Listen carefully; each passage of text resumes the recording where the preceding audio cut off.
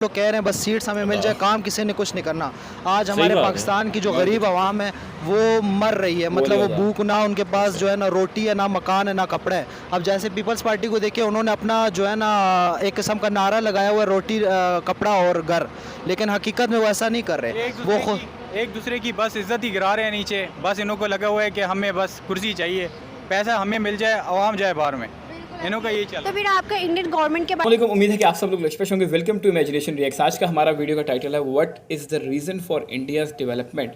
Pakistani public reaction Aman Shaikh official. Aman Shaikh official ये YouTube channel का नाम है। इनको लाजमी अपने सपोर्ट एंड सब्सक्राइब करना है, नीचे लिंक इनका डिस्क्रिप्शन में है।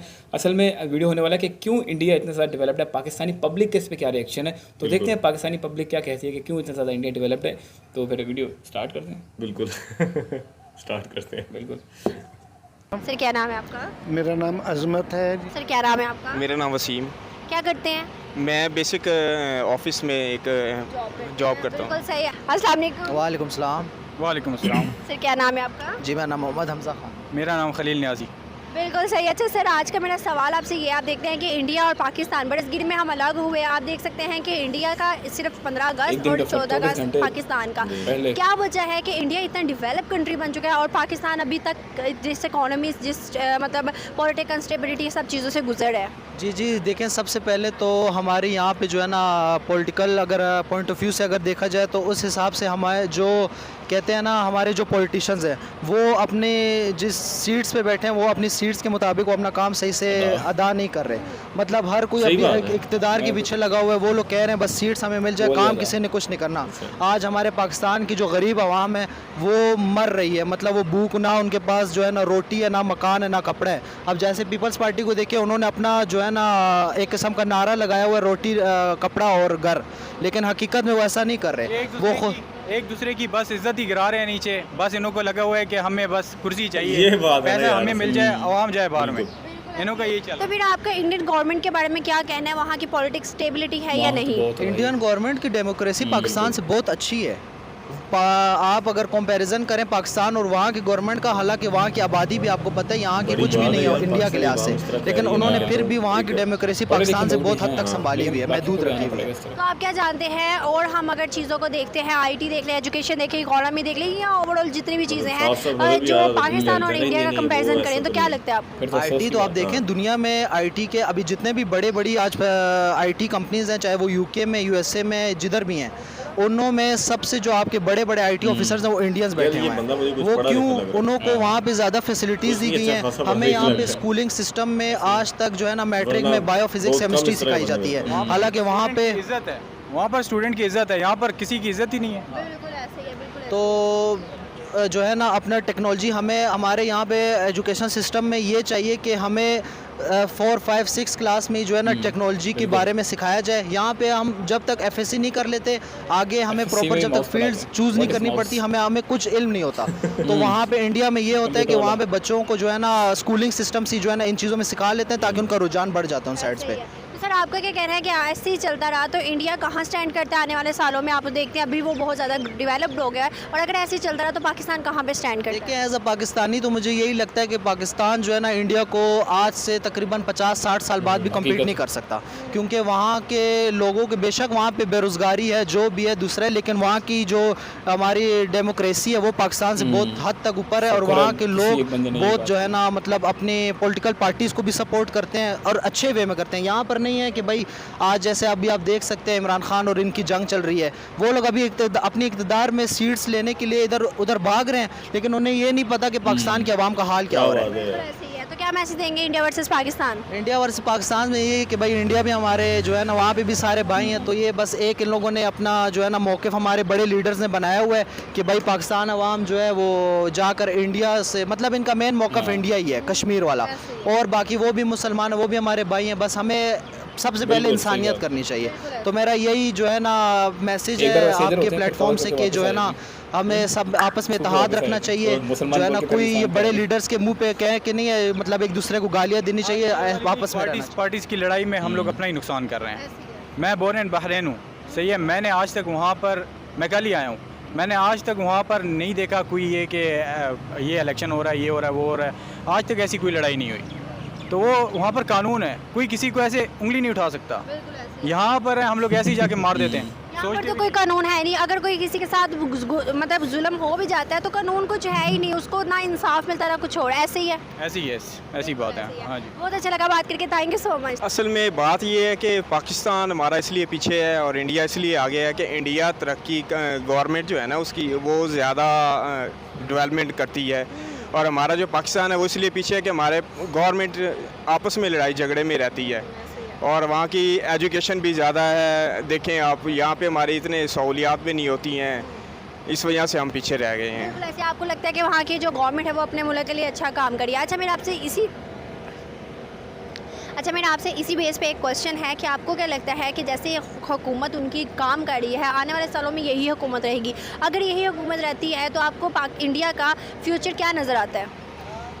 पाकिस्तान की बात करें, इंडिया का फ्यूचर तो ऊपर काफ़ी जा रहा है। देखें अब पिछले हमारे पाकिस्तान को लेके चलें तो अभी जो हुकूमतें चेंज हुई हैं और रजीम चेंज हुआ है, तो इंडिया को देखें तो इंडिया हर किसी के साथ ताल्लुकात बना रहा होता है और तरक्की की राह में जा रहा होता है। डॉलर भी ऊपर चला गया है, और उनकी तालीम देख लें या जो कुछ भी आप तजारत देख लें वो ऊपर से ऊपर जा रही है, और हमारी जो इकानमी है वो बिल्कुल नीचे जा रही है, और हम बिल्कुल ही नीचे लेवल पे जा रहे हैं। इमरान खान थे वो कौम को ऊपर लाना चाह रहे थे, अपने मुल्क को ऊपर लाना चाह रहे थे। बाहर के मुल्कों में देखें अभी न्यूज़ चली है कि ओवरसीज़ के जो हैं वो वोट भी ख़त्म कर दिए गए हैं, तो हालांकि वो भी पाकिस्तानी है, पाकिस्तान से वहाँ गए हैं। अगर वो वहाँ से पाकिस्तान में इन्वेस्टमेंट करते हैं या डॉलर भेजते हैं तो इसमें हमारे पाकिस्तान को फ़ायदा हो गया। ऐसे ही इंडिया में है, इंडिया के लोग ऑस्ट्रेलिया में, मैं ऑस्ट्रेलिया गया हूँ, वहाँ पे इंडिया के लोग भी रह रहे हैं काफ़ी। मलेशिया हो गया, दुबई हो गया, काफ़ी मुल्क में उनके लोग रह रहे हैं, तो वो चीज़ें वहाँ से जो पैसा है वो इंडिया में भेजते हैं, उनको वहीं से भी फ़ायदा हो रहा होता है। और दूसरा जो है गवर्नमेंट उनकी साथ देती है, हर जगह पे एक साथ होकर चलते हैं, वहाँ लड़ाई झगड़ा नहीं है। तो यहाँ पे हमारे हुकूमत ये है कि ये मेरी कुर्सी है, आज मेरी कुर्सी है, कल मेरी कुर्सी है, तो इस पे थोड़ा सा गौर होना चाहिए। बहुत अच्छा लगा बात करके, थैंक यू सो मच।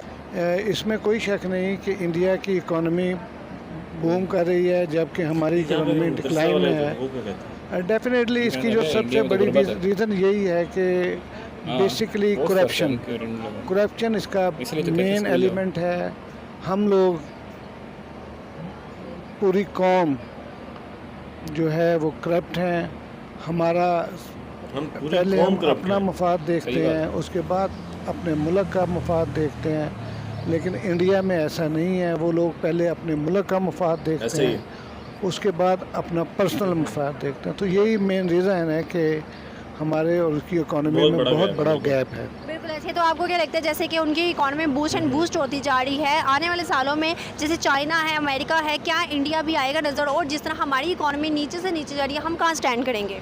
हमें बहुत ज़्यादा मेहनत की ज़रूरत है। सच्ची बात यह है कि हम मेहनत करेंगे तो कोई मसला नहीं है, विद इन 3-4-5 ईयर्स हम उसी लेवल पे आ सकते हैं। हमें नेक नीति से, ईमानदारी से मेहनत करना होगी, मुल्क को पहले रखना होगा, बाद में। एक और सवाल मेरा आपसे ये, आप देखते हैं कि पाकिस्तानी जो हैं वो इंडिया का नाम सुनते ही नफरत आ जाती है उनके दिल में, उनकी ज़ुबान में भी नफरत आ जाती है। आपको क्या लगता है कि हमें नफरत और जेलसी को साइड पे रख के हमें खुद उतना मेहनत करना चाहिए कि हम भी उनके मुकाबले पे, और कल को हमें भी कोई बात ना कर सके कि पाकिस्तान नीचे और इंडिया ऊपर है? डेफिनेटली हमें नफ़रत वाला एलिमेंट एक तरफ रखना चाहिए, उनकी अच्छी बातों को फॉलो करना चाहिए, और जहाँ पे वो अच्छे काम कर रहे हैं हमें उनकी तकलीद करनी चाहिए, और अच्छे काम करेंगे तो डेफिनेटली हम भी बेहतर हो जाएंगे। हम मुसलमान हैं, जो मुसलमानों वाली खूबियाँ थी वो उन लोगों के पास चली गई हैं। वहाँ पे आप देखते हैं मुसलमान वहाँ पे भी इंडिया में बहुत ज़्यादा है, लेकिन क्या है कि इंडिया में मुसलमान होने के बाद भी जो है इंडिया हिंदू हो या मुसलमान हो ग्रो कर रहे हैं। पाकिस्तान में मुसलमान होने के बावजूद भी पाकिस्तान जो है नीचे ही है। जी बिल्कुल ऐसे ही है। हमें अगर हम अपने मज़हब के मुताबिक चलें, ईमानदारी से काम करें, कोशिश करें, मेहनत करें, तो कोई मुश्किल नहीं है कि हम तरक्की करें और दुनिया के बड़े ममालिक में शामिल हो जाएं। बहुत अच्छा लगा बात करके, थैंक यू। वीडियो तो ख़त्म हो गया, वीडियो इतना ही था, तो बड़ा अच्छा लगा ये देख के कि पाकिस्तानियों ने भी ये बात कबूल की। यही बात कर रहे थे कि यहाँ के और जो पहले हमने वीडियो देखे सफारी पे आपके साथ, कितना ज़्यादा डिफरेंस है।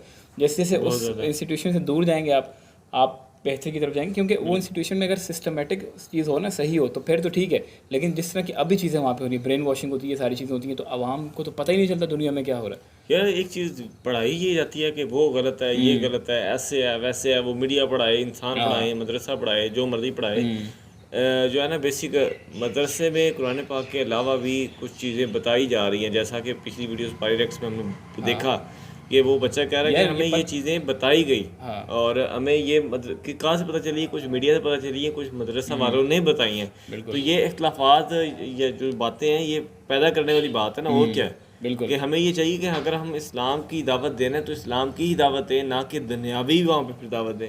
अगर दुनियावी दावत देनी है तो उसके लिए या तो उनको स्कूल भेजें, जो चीज़ सामने नज़र आ रही है, जो बेसिक वहाँ पे हम तो जाते हैं इस्लाम सीखने के लिए, इस्लाम की किताब सीखने के लिए, या वो भी सही नहीं सीखते मेरे ख्याल से। तो कैसे मतलब यार वो चीज़ें, अब वो बहुत लंबी डिबेट हो जाएगी, क्योंकि वो फिर एक अलग तरफ। लेकिन मेरा जो मैंने देखा है ना, जो इस्लाम बोलते हैं ना, वो भी वहाँ पे जाके नहीं सीखते।